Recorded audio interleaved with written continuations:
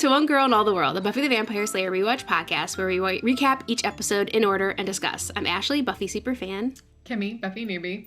You can find us on all major podcast apps, YouTube, and Instagram with new episodes on Tuesdays.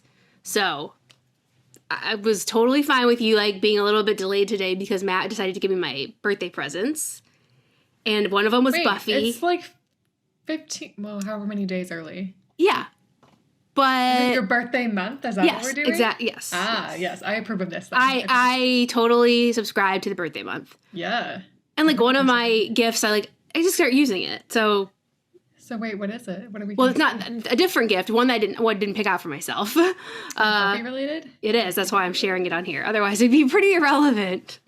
It's this drawing or painting. Oh, that's really cool. It's got to glare a bit from the... So yeah, if you're listening only, you need to go over our YouTube channel and look at it. So it's basically a season 4 image of Buffy. Wait, what? Yeah. I can tell by your hair. I can tell by your hair. Why is Angel in it? It's not the whole thing. Just Buffy is from season 4. Oh, that's her season 4 look. Okay. Yeah. And Spike is in it. See, I have a feeling Spike's going to come back. Spike, Angel are behind her, and it's it looks just like a photo from where I'm but it's like a painting. If you look at it close up, it's like a paint. It looks like a painting, not just like a poster. Wow. And then at the bottom, there's a really cool full moon and a graveyard. Yeah. Okay. So, you know me, I have been a Twilight fan. This kind of reminds me of Bella and Edward Jacob. Right. Yeah, you could say, whatever you want. Anyway, moving on. That's a very nice birthday gift, though. Way to go, Matt. Yeah. And he's like, it's pretty expensive for a poster, but then he got it and he realized it was a painting. That looks really good. Yeah. Wow. And it reminds me of, I told him it reminds me of, I have the Abbey Road, of the Beatles Abbey Road cover, where they're walking across the crosswalk. Yeah. And I have that, but it's a painting.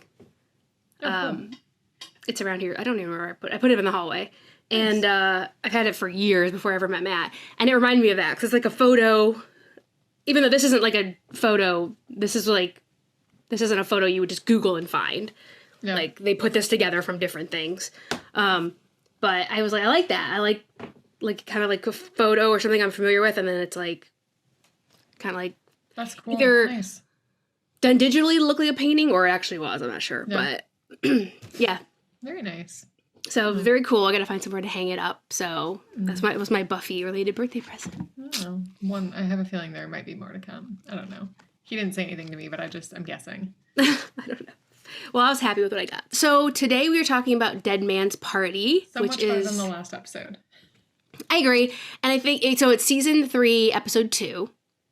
So we're starting season 3 now. We're getting into it, and I agree. I think it was it's a really interesting episode because it's a lot of funny stuff. It is semi-lighthearted, but there is a lot of drama in it too at the same time. Yeah, there is, yeah.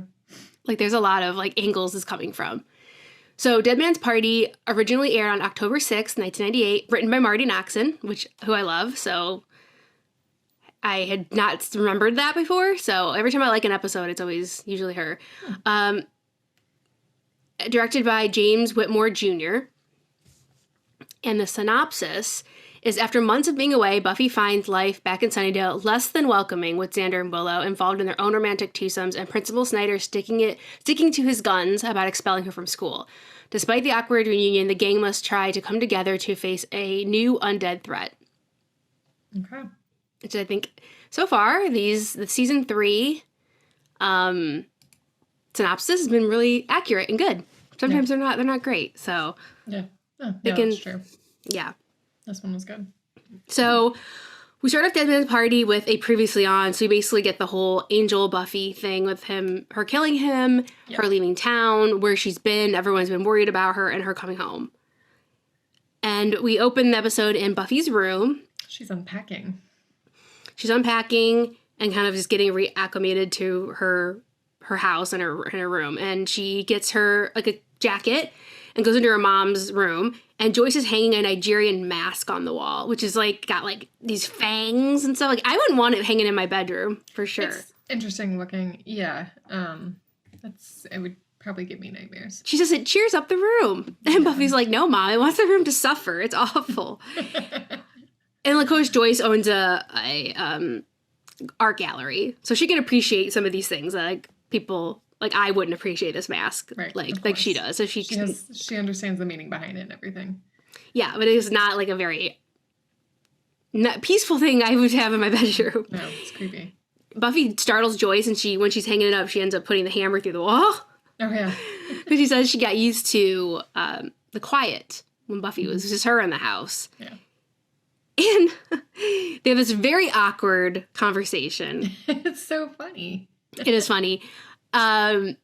Where Buffy says she's gonna, like, go find Willow and Xander. If that's okay. She's like, yeah, that's okay. But do you want something to eat? But maybe I should drive you. Like, all this. And I love it. Will you be slaying? When Joyce says, will you be slaying? And Buffy says, only if they give me lip. Yeah, that was really funny. That was great right off the bat. Her mom is over-momming, basically. She's trying to, like, overcompensate maybe a little bit. Yeah. Yeah. And she's like, hey, do you want a snack? Or you must be hungry. She's like, I was, but then you gave me that 4-course snack after dinner. So they're just like, they don't know how to deal with each other right now. Like, it's still very, very fresh. They're trying to tiptoe around each other. I mean, like, this hasn't been days. This has been, like, an hour since Buffy came home. So it's it just happened. But it's nice because it does seem like Joyce wants things to get back to normal. So yeah. But I did think, like, when Joyce said, I just want to put this behind us and whatever. Like, I mean, talk about rug, sweep. That's not going to work. Yeah. You can't. Yeah. I mean, to Joyce is like your 16-year-old kid can't run away from home for months, and you just, like, they come home and it's, like, no questions asked. Like, nothing happened. Yeah. Yeah, like, that's just not good for anybody. No. Well, but we see that doesn't last long. It's not good for the other people in her life. It's not good for anybody. Yeah. Exactly. It's not good for Buffy. It's not good for anybody. So, yeah, it's very awkward, but Buffy says she's going to go find Willow and Xander. Yeah. Buffy's walking in an alley, and she hears something, and she sees this, like, guy walking in front of her with a big, like, coat with the collar turned up, and he seems kind of suspicious. Yeah. Like sus. And she grabs him, and it's Xander, and he turns around with a stake and almost stakes her. But, of course, she can disarm him pretty easily. And he's wearing a huge cross. Yeah, that's right. He's like it's like Flavor Flav cross instead of a clock. It's exactly like a huge cross. So he's basically was bait this time, I guess. And he just, like, is shocked to see her. And they don't really get a chance to, like, talk, really. But they get a little quip in. She said, didn't your mom warn you about running around with pointy sticks? Yeah. It's all fun and games until someone loses an eye. Yeah. So maybe, I don't know. Anyway, I'm going to be quiet. So I think that they have, like, their little, obviously their little set, the Scoobies, like, sans Buffy have this whole, like, process. So, like, kind of down, and they're improving it for slaying. And Xander's walkie-talkie goes off, and it's Cordelia. She's like, Nighthawk, is everything okay? Oh, yeah, I forgot about that. Their code names. Oh, yeah, so Xander's code name is Nighthawk. And before they can really go any further, a vampire actually does jump out and attack them. Yep. Attacks them. So, and Buffy gets slammed against the wall by the vampire, actually. Yeah. She's, like, maybe a little out of practice. And then Willow and Cordelia and Oz all come run in, and they just, like, they're like, doing their thing. They have this, like, little choreography, and it's like, it's kind of cool, actually. It was fun to watch them do that. Yeah. And then they're all just kind of like, oh, hi. And it's kind of awkward. They're all just kind of staring at each other. They only know what to go from there. And then we go to the credits.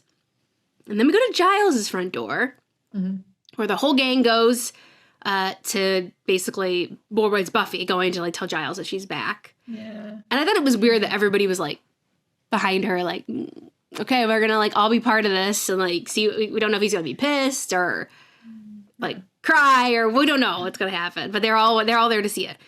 So Giles opens the door, and they kind of wait with bated breath, like, how's he gonna react? But he just says, welcome home, Buffy. Yeah, he's welcoming. He in this whole episode, he's the one who accepts and just, like, I think in his mind, whatever she went through, she needed to go through that. So he just kind of accepts it and he welcomes her back. And I don't feel like she gets that from anybody else. And I found it disappointing. But he's like the constant in her life. Right. And I think we feel a little bit differently about this episode. So that'll be interesting. Okay. Like, I think he was he's very mature and older, obviously, than these teenagers. Yeah. So I think he was able. And her mother. Yeah, I think he was able to. But that's her daughter. So I think that's where like the emotion really that's fair. Okay, fine. That's fair. Gives her a disadvantage. I think also though Giles has gone through a lot of weird stuff in his life too. He's gone through some really difficult times where I know the Scoobies have gone through difficult times too, but it's not the same. It's not what Buffy's gone through. Yeah. And I feel like Giles understands better. Yeah, so I feel like Giles is less... I feel like everything I'm going to say, like, I'm like, not really, but not less affected, because he is extremely worried and running off to try to find her. That's the thing. 9 leads, 10 leads. So... I feel like he is able to not feel as betrayed by her as some other people do. Okay. But I don't think that the other people's feelings are they're super invalid either. Yeah. So we'll get to that. We'll get to that. That's right. So anyway, they come. So he's welcoming, which is great. He invites them in for tea and cookies, and the little shot, really, when he goes into the kitchen to like grab the tea, and he just like has a moment of like, oh, yeah. Like he just takes his glasses off and he's just so relieved, and he just like smiles, like he's just like so happy, and it's like kind of like leaking out because he's very like stiff upper lip, like he doesn't like have like his facade strong to fall a bit, strong outward display of emotions towards her or anything. He didn't like grab her and hug her, so he's like in that moment, like a private moment, he's so relieved and happy that she's back. I love how Oz is like, oh, you're not wanted for murder anymore. And she's like, good, that was such a drag. Like, way to just kind of ease into things. Yeah, so with everything else that we have to deal with Buffy coming back, like, they figured it out. It's fine. Yeah. Like, they didn't say anything about it, but they're just like, that's gone away. So we're just going to go away. Like, anymore. Who did they find for the murder? Because it wasn't Drusilla. Yeah. Like, oh, this vampire did it? Like, how is Buffy off the hook? Anyway. So... Buffy just wants to, like, just get back to normal. She also wants to just sweep. She wants everybody to go to the Bronze. And, of course, Cordelia and Xander are coupled up. And Willow and Oz are coupled up. So, like, they have plans with each other, kind of. Mm-hmm. But Willow says she was going to do, like, schoolwork. So she's going to change her plans and they can hang out. But they're basically just, like, leapfrogging over all these issues. Mm-hmm. And Buffy needs to get back into school. Giles is like, don't forget. Yeah. You need to like talk to Principal Snyder and try to get back into school. This is Joyce's redeeming quality in this episode, I'll say. Yeah, she does good in this aspect for sure. Mm-hmm. So Buffy says that her mom is making an appointment with Principal Snyder. So they're gonna work on it. So then we go to Principal Snyder's office, and Buffy and her mom are there. And he basically says no. He just says no. She's not coming back. Nope. And he is delighted about it. He's such a dick. He is. God. He's such a sad little man, and he is happy to make other people miserable. Mm-hmm. Jesus. Yeah. And he's like, oh, I feel so good about it. Like, I get a tingly feeling. Yeah, that's gross. It's like he's getting off on it, and I'm not a fan. Yeah. Yeah, and she's like, you have no right to keep her from her education. Well, she says she's cleared of all charges. And he says a hot dog on a stick is hiring? Asshole. Wow. In front of her mother. He is horrible. He feels nothing. Yeah. And Buffy just sits there like, oh my God, what am I going to do? Yeah. So it's obvious that it's not going to go anywhere. And he also, about the hot dog on the stick, when he says, you look cute in the outfit. Oh, yeah, ew. Ew. Gross. Yeah. Ugh. Mm-mm. But obviously they're not going to get anywhere with him. No.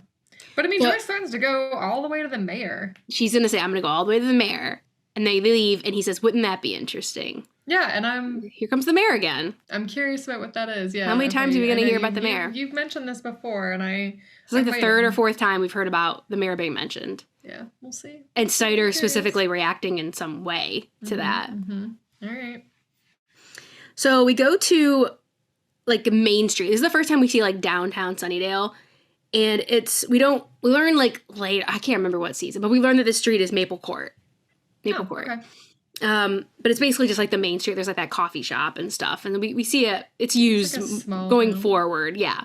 We see it semi-often going forward.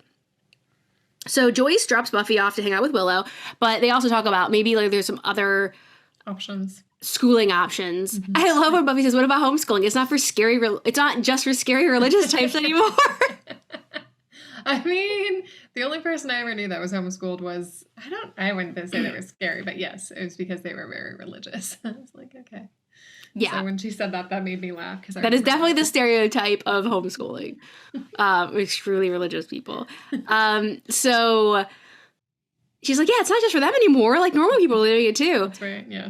But I think she brings that option up because she wants to counter Joyce's saying the private school.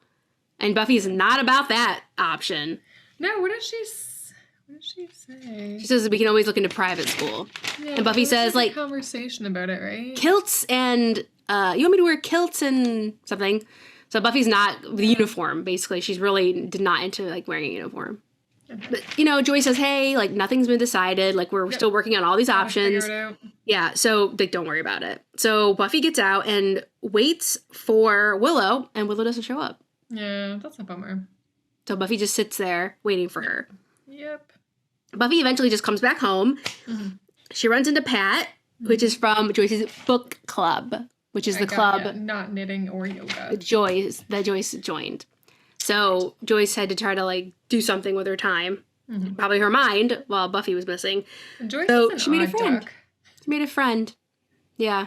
She's weird. Like, when she first came into the picture, I was just like, oh, is this going to be the bad person that we're going to be dealing with this episode? The big bad of the episode? Yeah. But I was wrong.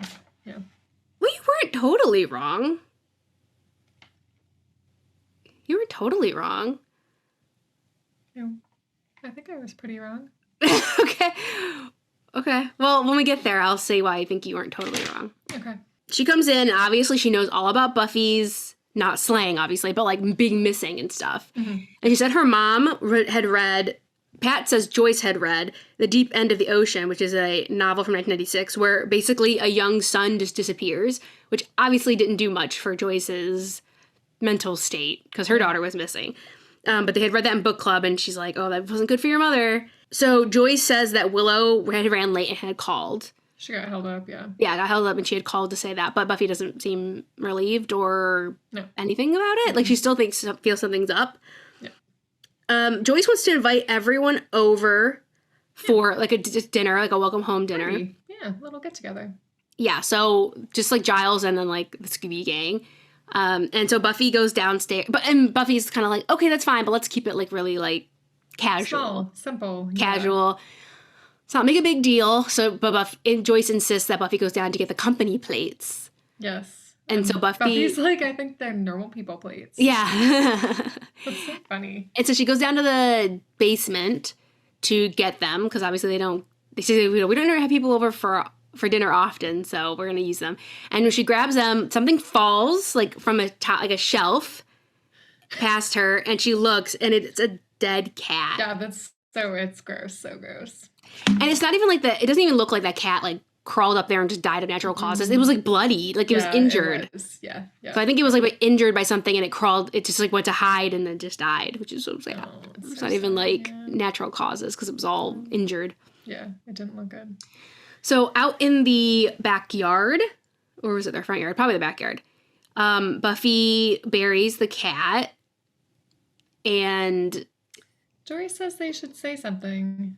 I think... Thanks for stopping by and dying.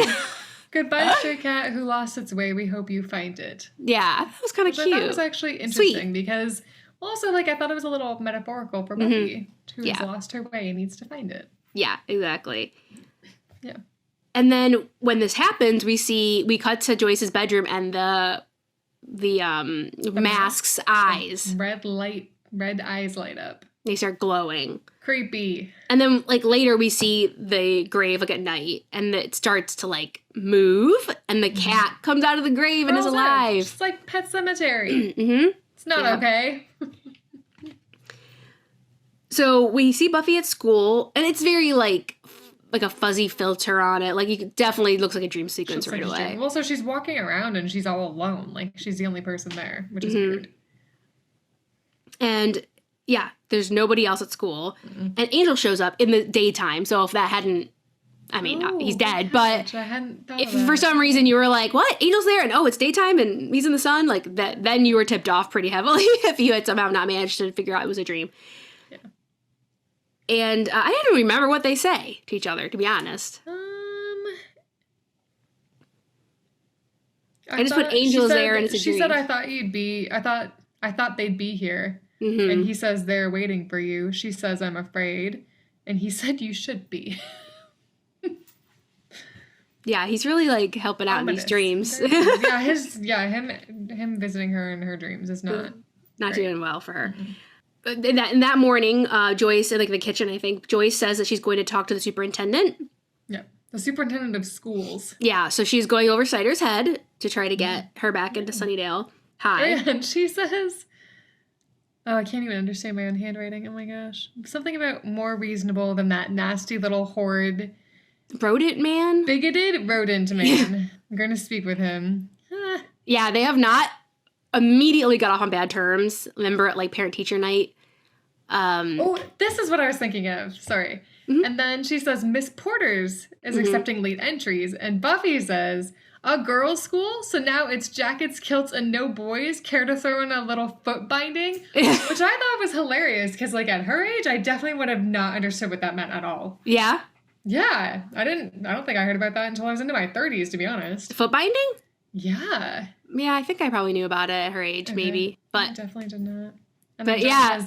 Bad choices equals equals consequences, which is accurate. Yeah, like Buffy, she's getting frustrated with her mother for trying to get her back into a school that isn't exactly the situation that she left. But, Joyce is just trying to figure something out. Yeah, she's like, Joyce is obviously working...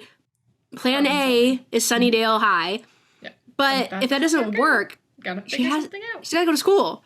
Yeah, and so I'm 100% like Buffy. You can't get all bent out of shape because you left. You got kicked out of school again for the second time. You got expelled, and we have to get you back in school. So yeah, it might not be the perfect thing that you left, but you gotta sometimes just figure it out. Yeah, so. Yeah, Buffy's, like, stomping her foot, but Joyce is like, hey, like...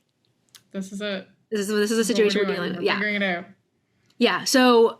And Buffy's... I mean, even Joyce is like, well, maybe, like, you can tell a few people about you being the Slayer, and they can make allowances for you, because you're a superhero. I like what she says. Is that the correct term? That's not offensive? Which is, like, so, like, also tying into, like, the coming out gay to your parents thing. Like, what terminology do you use with your child? Or that they're okay with and that's not offensive? Like, that went right back to that to me. Like, that's so funny. I didn't even think of that. Have you tried not being a Slayer? Like, that it's all, like, very tied into, like, coming out to your parents. Maybe we can get you some nice therapy. Yeah, why don't you go to this farm and they'll, like, read Bible verses to you. And then you won't be a Slayer anymore. Yeah, so they're having this conversation. In the midst of this conversation, Joyce opens the door to take the trash out, and that dead cat runs in. Yeah, undead cat. Yeah. And they both are just kind of like, that was a dead cat, wasn't it? Like, shocked. Okay. Giles comes with a crate. Yeah, cage. They call Giles. So they're like, okay, this is a Giles job because this is a undead cat. So we need to call in Giles. And he catches it. Note that it went under Joyce's bed. Oh, I missed that. Okay. Like, so it was close to the mask. Mm-hmm. He catches it, and he obviously smells dead because he's like, oh, like it's all like matted and like bloody and stuff. Poor thing, poor cat. Yeah. So Giles is going to take it to the library, and obviously he's going to do some research. And Buffy wants to go too because she's like in Slayer mode, right? Okay, we have to do it. We have to do the research thing. And he says you can't come because you're not allowed on school property. Yeah. So she can't go to school. Her friends are in an odd place with her, and she can't really like take that job just to be near Buffy. Yeah, when she was a student. Mm-hmm. Yeah. You know, and that's where all of his books are. Like that's like Slayer Central, right? So that's where he's gonna do everything. Yeah. So yeah, she's kind of bummed. Like okay, she's kind of like a neutered Slayer at the same time now as well because she can only do so much, right? Yeah. So at the library, everyone's there but Buffy, because she's not allowed to be there. And Oz likes the dead cat. He thinks he's a cool. He should name him Patches. He's like, I like it. I like it. And they're also talking about, so they're kind of half-heartedly doing research while talking about Buffy's party that night. And they're kind of figuring out, like, what kind of gathering is this? What does Oz say? Does he say, he says hootenanny, shindig, and then the other one. I can't remember which, all three. But he's like, these are very different gatherings. Like, which one is this? Like, what is this? He described them all. Mm-hmm. He's like, a hootenanny is a lot of hoot and a little bit of nanny. Like, Oz had, like, a lot of good lines and, like, more speaking lines than he usually has. He was funny. Yeah, he was great this episode. So they figured, to welcome Buffy back home, they're going to have, like, an actual real party, and the Dingoes Ate My Baby, Oz's band, are going to play at Buffy's house. Mm-hmm. And I think, like, the one reason Willow's pushing for this is because, okay, then they cannot have, like, intimate conversations and, like, face anything, because it's going to be, like, a lot of people. It's like a raging party, so there's not going to be any, like... Xander even mentions that she ruined their lives for 3 months, which I think was harsh. That's strong. I mean, yeah, but, like, I think about, too, like, they now feel a responsibility for the stuff that they know, that they didn't just were like, okay, well, we're just going to let vampires overrun our town because Buffy's gone. Like, they took it upon themselves to, like, put themselves in danger to, like, keep the town, air quotes, safe as Sunnydale can be. Yeah, I mean, from a previous quote, they dusted 6 out of 10 vampires, so that's pretty impressive. Yeah, and so, again, I can kind of see where some of these feelings are coming from. Yeah. You know what I mean? So, yeah, they're going to have... so they're talking about the party, and we see, absentmindedly, Giles isn't really paying attention, and we see him, like, pass over a page. Book. And it's the Joyce's mask is on the page, and he just kind of misses it. At Buffy's house, Buffy's getting ready for the party. She's, like, setting out the nice dinner stuff. She's wearing such a cute dress. Yeah, and she's, like, kind of, like, self-conscious a little bit about how she looks. She's, like, fixes her dress and everything. Mm-hmm. And she opens the door, and Pat shows up. So Joyce has invited her book club friend, Pat. And she has empanadas. Yeah, because she said in her Spanish class, we're making empanadas tonight. So she brought those over. And Pat's that kind of person that's, like, involved in, like, 50,000 things, I feel like. The book club, Spanish club, like, all these things. Like, she's very much into all that stuff. The social clubs and circles and stuff. So the doorbell rings again. Oh, and, like, when Pat says, oh, you're not thinking about, like, running away again, are you? Like, I'm like... Yeah, I know. Why would she even say that? Mind your beeswax, okay? Be there for Joyce. She does not seem like the type of person to mind her beeswax. No, but she should. Like, it's nice when, like, Joyce has someone to talk to about all this. Like, that's good. You know what I mean? But, like, don't talk to Buffy. Involved. Like, don't say that. Like, that's silly. She's ridiculous. No. So then Devin shows up at the door, who is the lead singer of Dingo Ate My Babies, and... the band. And so he's like, where's your band set up? And he's like, what? And then all these people start bringing in instruments and stuff. So Buffy's like, what is going on? Crazy. Yeah. So then the party's in full swing. You can tell Buffy's uncomfortable with it. Mm-hmm. Yeah. She's not digging it. And she goes up to Willow, and Willow's standing right by the band watching them. And she's like, oh, yeah, I can't hear you. I'm like, I just can't hear you. And Buffy goes like, all right, and, like, walks away. And then she comes back and, like, tries to pull Willow away. So they go into, like, the hallway. Mm-hmm. And Buffy just, like, immediately says, like, hey, I feel like you're avoiding me. Like, are we okay? And Willow's like, yeah. We're okay. Everything's fine.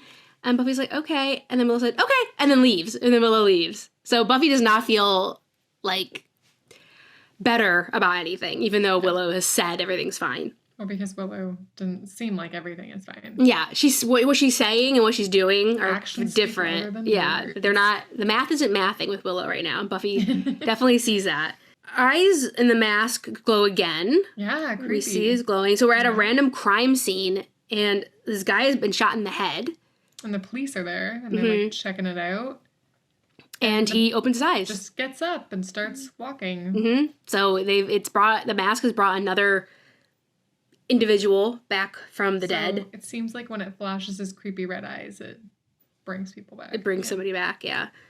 So at the back of the party, Buffy runs into Cordelia and Xander making out, which I just was, like, cringe to watch. I'm sorry. Like, I'm just like, I just don't buy it. I mean, like, okay, that's fine. But I just don't. I'm not here for it. I'm, like, here for, like, them, like, they're fine as a couple, and I think they have like good banter, but I don't want to watch them make out. It's just weird. This is weird to me. I don't know. Okay. So yeah, it's like they don't even stop when Xander's talking to her. It's like so like weird. It's weird, yeah. And Buffy's even like uncomfortable. She's like, okay, like, and he's like, oh, we're so glad to have you back. While Cordelia's like sucking on his neck. It's like, but he's like, look how many people are glad to have you back.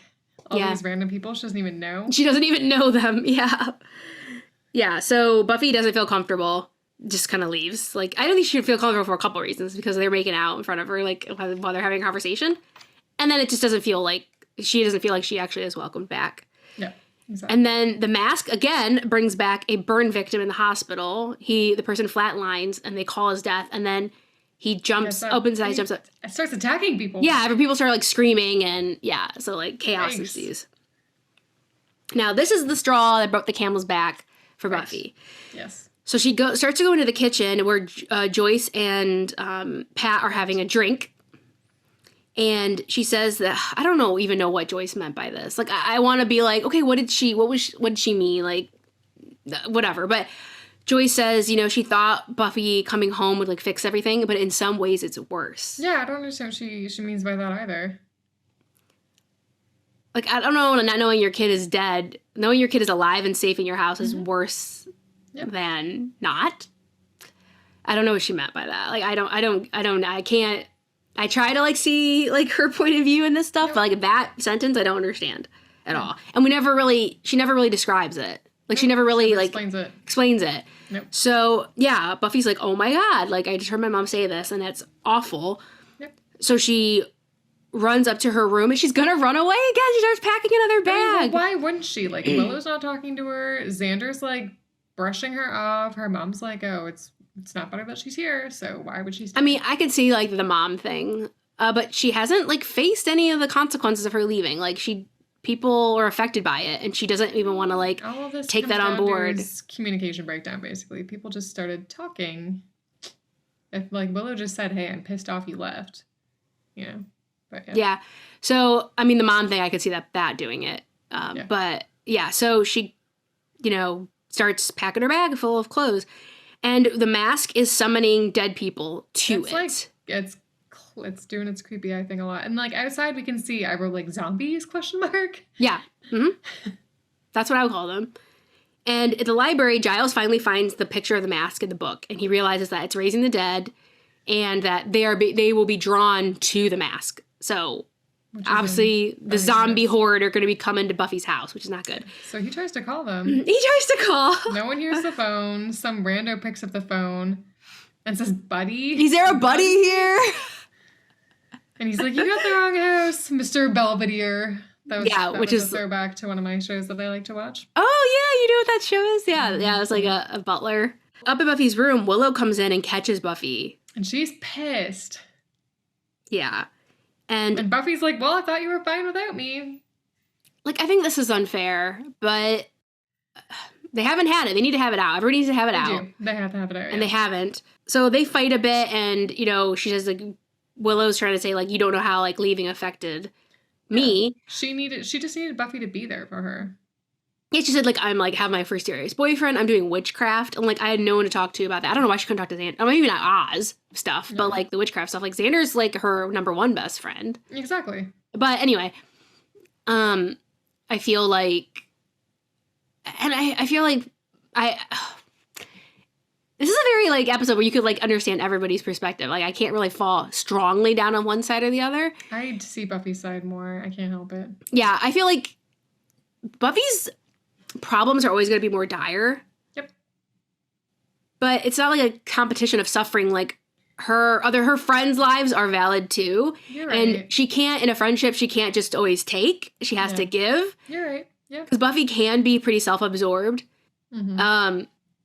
And I think, I think this has happened. Like, rightfully so, but, like, eventually you have to, like, give back to your friends emotionally. It can't all be about just Buffy, like... No. But I think the biggest thing here is that Buffy doesn't tell them what happened. Like, yeah, she just took off. Said, like, here's this thing that I went through. They would be understanding about it. Yeah, she's just saying you don't understand. All of this. You don't know. You don't understand. Well, they're like... Say what it is then. Okay, so here's my Here's my favorite part of the episode and my favorite line in the episode. Driving in his car, and he's like, unbelievable. Do you like my mask? Isn't it pretty? It raises the dead. Americans. He is so funny. That like killed He's me. so fed up. I was laughing so hard. Yeah. His that whole, is- like, everything. The delivery of the line, his facial expressions, like, everything was just, oh my gosh. yeah, that's the great I had part. to watch it a few times, actually. Yeah. So funny. It's like, isn't it pretty? Like, he's just mocking, like, people with these objects. They don't know what they are. They don't know how to handle, like, handle them properly, and then he has to clean up the mess again. Yeah, it's great. So he's, like, being really annoyed, and he hits somebody with his car. Yeah. And he's like, oh, shit. Jumps out. Are you okay? Are you okay? He turns him over, and he's like, oh, this is a dead person. And runs back to the car. And there's more of them, too. Like, now there's several like of a them. bunch of them, yeah. Yeah. So back at Buffy's room, Joyce walks in and sees Buffy's bag, and her and Willow are arguing. Yeah. And freaks, rightfully so, I think. Yeah. Like, you're leaving again. Yep. Yeah. And Willow tells on her right away. She's like, she was running away again. Yeah. Way to go, Willow. And Buffy and Joyce, like, have it out. And I'm sorry, like, I feel like I'm I am way more understanding of Joyce's position in this scene. I'll give you that. Yeah, that's fine. Yep. She's like, you don't understand. I don't know what I'm doing. Like, she's like, you were gonna tell me what's going on. You can't just run away, like, whenever you want to. You're a kid. You know, you're a teenager. You can't just run away and, like, not let anybody know if you're alive or dead. Like, you just can't do that. Mm-hmm. And it escalates, and they go downstairs, and the whole party stops to watch at this point. That's just so awkward. Yeah, and Buffy calls her out though. She's like, "You said if I leave to not come back, yeah, and you found out who I was, and you can deal with it." And Joyce was like, "You didn't give me time," which is fair. I feel like in that last season, Joyce didn't handle it very well. But yeah, she's True. right. She didn't give her time. Both are true. Yeah, And she said she handled it badly, and should I be punished for that? Mm-hmm. Yeah. Yeah, I think. I mean, I think Joyce's, like, makes sense here. Like, she made a mistake. She said the wrong thing out of, like, I think she was so desperate, I said this before, to keep Buffy at the house because she was really freaking, like, is my daughter unwell? Is she, like, what is going on? That she just was trying to threaten her to keep her in the house. Actually giving her an ultimatum. And then Buffy was like, okay, like, I gotta go. So that's all starting to happen. So when we go back to Giles, and he sees that he lost his car keys out on the pavement. Yep. And he's like, I think he says, like, good show, Giles. He's so cute. And now the car is being, like, attacked by zombies. And he hotwires his own car. Oh, that's impressive. And he says, just like riding a bike. Because remember, he was a bit of a badass. Giles. Yeah, apparently. Like, remember, he was, like, Ripper, and he, like, was, like, into doing all kind of, like, bad things. Yeah. So he remembers how to hotwire a car. So we're back at Buffy's, and, like, things really escalate. Xander kind of joins in on it. Xander said a lot of stuff. Wow. He's like, you should have seen her what you put her through. Taking off was incredibly selfish and stupid. And Buffy's like, okay, I screwed up, but, like, you guys have no idea what I was going through. And this is, like, the thing, right? Like, but then Xander's like, did you even try to talk to anyone? And then she's like, there's nothing anybody could do. I had to deal with it on my own. And Xander's like, well, you can't just bury stuff. It'll come right back to get you. That was interesting. Interesting choice of words for this episode. Yes. For sure. Yeah. I mean, Xander's very harsh. He mad. Yeah. He always is, like, very emotional. Like, he outbursts all the time. Yeah, I thought he was pretty harsh. But yeah, like, Joyce says, you know, like, you were punishing me, and Buffy said it had nothing to do with punishing you. Yeah. But nobody knows anything. Nobody knows what happened. Exactly. You know what I mean? Yeah. Like, she can't expect them to understand or even, like, just anything, because she just froze them out. We can sympathize with her because we know what happened, but they don't. You know what I mean? Yeah. They don't know what happened, really. Yeah. Willow starts to, like, say her piece, and Buffy tries to shut her down, and Xander's like, no, she let her talk. Buffy and Xander kind of get close together, and Oz kind of steps in to, like, okay, let's all stay calm. He's the peacemaker. Mm-hmm. And Willow says, no, if talking's not working, we should try some violence. And then a zombie jumps through the front window. And she's like, I was being sarcastic. I didn't mean it. So then it's like this has all been put on like hold because now the house is being attacked by zombies. So they immediately start working together, which is nice. Like they immediately are like start strategizing and working together. I think it's funny because they try to stake. Somebody tries to stake one, and they're like, okay, nope, not vampires. Yeah, your mom. Buffy's mom is like, is that a vampire? And she stakes one of them, and he's like, nope. Because nothing happened. She just staked him, and he just gets right back up. So the house is like in chaos now. People like all the guests are running out. Like everybody's freaking out, and everybody ends up running upstairs except for Cordelia and Oz. Mm-hmm. And Pat gets attacked in the hallway upstairs. Yeah. We don't really see anything else. We just know that a zombie kind of attacks her. Pat. Yeah. So Oz and Cordelia are downstairs. Everybody else is in Joyce's bedroom. Mm-hmm. And they're trying to, like, barricade the door. They're trying to barricade the door, and they have not put two and two together that, and it has anything to do with the mask. But on the way up there, they found Pat in the hallway, and they dragged her into the bedroom. And then Willow goes over there and says that Pat's dead. Yeah. So Pat's just, like, laying over in the corner while all this is going on, and they're trying to, like, barricade the door. And then the door starts coming in, and all this stuff starts happening. And we see Pat open her eyes. Okay, so Pat has come back from the dead. So obviously that zombie killed her in the hallway. And they, didn't know she was dead, so they dragged her in there to help save her, and the mask raised her. So we see Oz and Cordelia are in the closet downstairs. Cordelia in closets. Like, she doesn't spend her time anywhere else, I feel like. And they, things quiet down, so they peek out, and they each have, like, a ski stick. Oh, I didn't even see that. Nice. Like, that's, like, their weapons. And Giles arrives, and he's like, oh, it's me. And she's like, how do I know it's not zombie Giles? He's like, Cordelia, please stop being tiresome. And that's, okay, it's him. That was great. That was cute, yeah.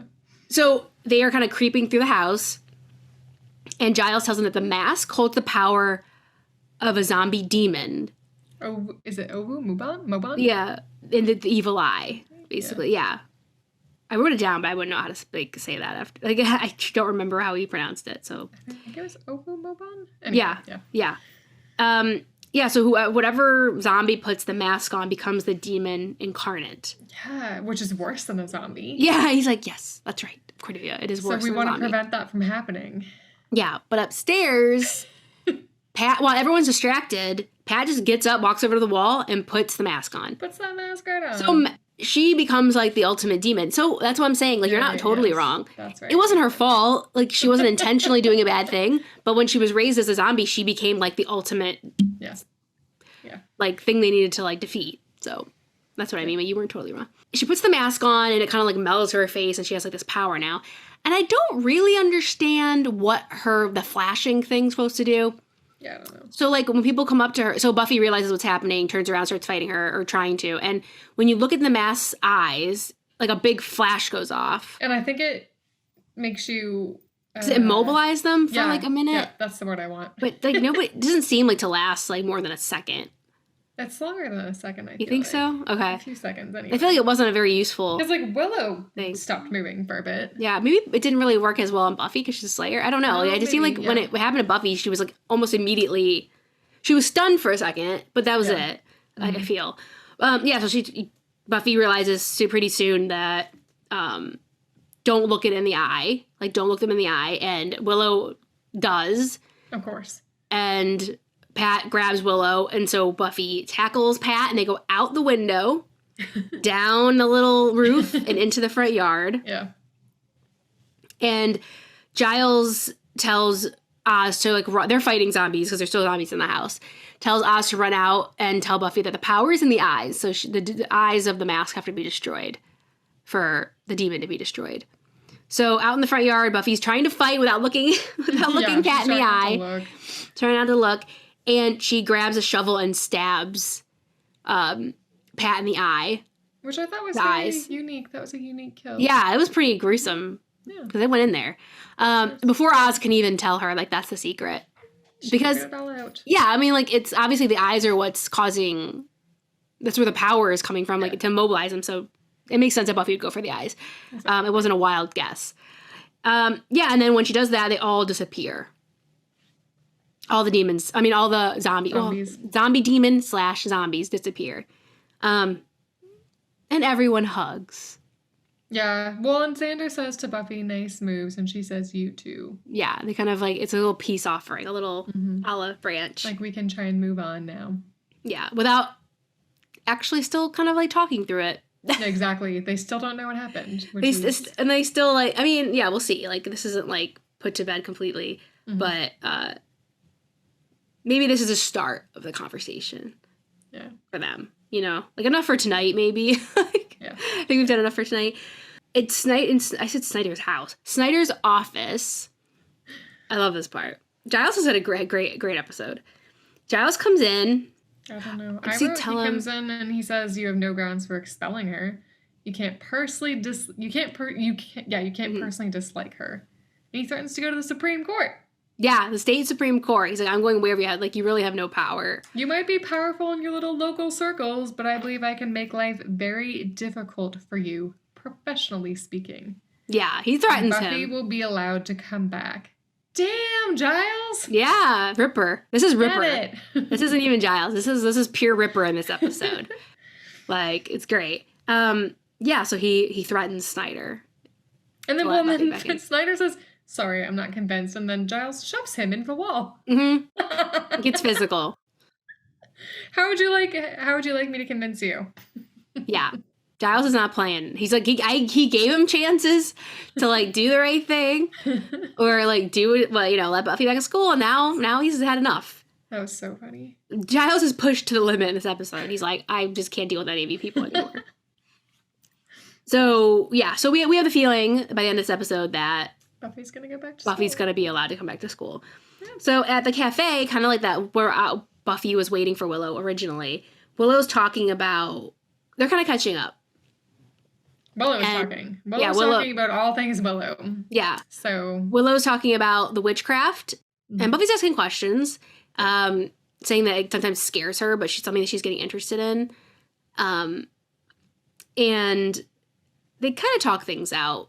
You know, Willow says she needs to be more grown up about what Buffy goes through and has to be like, accept that, you know, she goes through some pretty serious things and she needs to be more grown up. But at the same time, this is me saying, it's like Buffy does need to give back emotionally to her friends. She asks a lot of them that so they kind of start teasing each other, calling each other names and stuff. So that's where it ends, where Buffy realizes she has to like show up for them too, because they show up for her a lot. Exactly.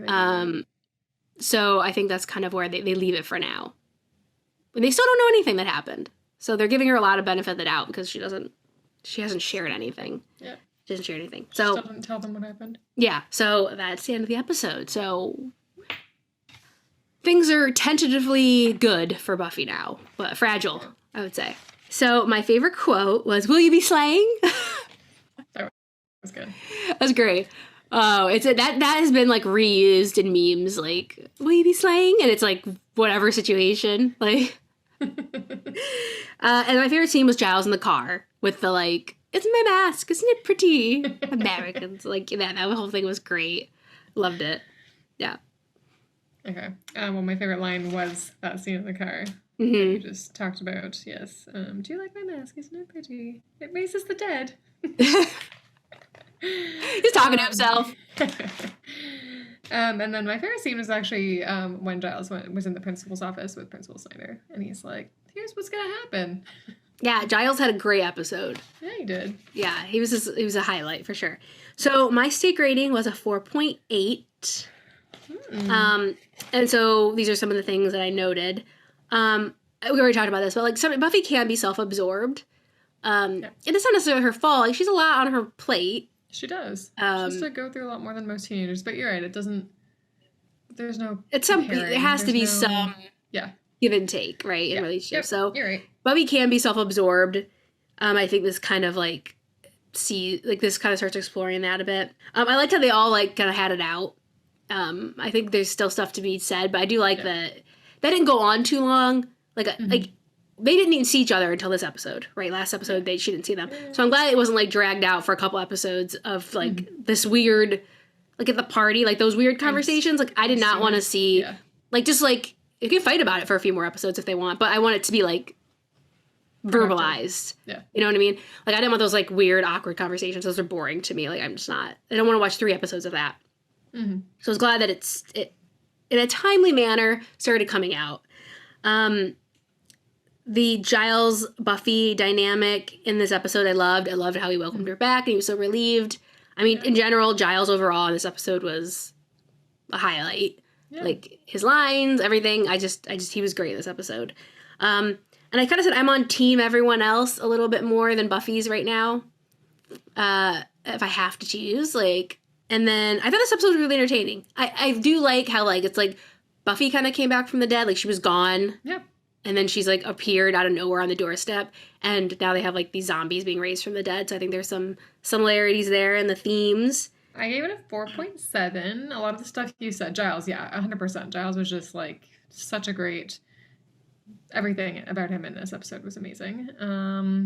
I have a little more sympathy for Buffy, I think. I feel like I'm a little more team Buffy just because, like... I don't know. I just feel like she should just tell them what she had to do, though. I do feel like that, and then I think it could just avoid all of these issues. And I get what you're saying because she really did just disappear, and she can't just expect to just come back and everything is going to be back to the way it was. Yeah, like immediately when they were like on that couch, she's like, "Let's go to the Bronze." Yeah. Like, I feel like if she could have done it better and still felt like she had to leave, like just send a letter every once in a while, be like, I'm okay. When I come home, I maybe one day I can tell you what happened. I can't right now. That's fair. Like, but I'm alive. I'm okay. I'm safe-ish. You know what I mean? Like, yeah, and she didn't do that. Yeah.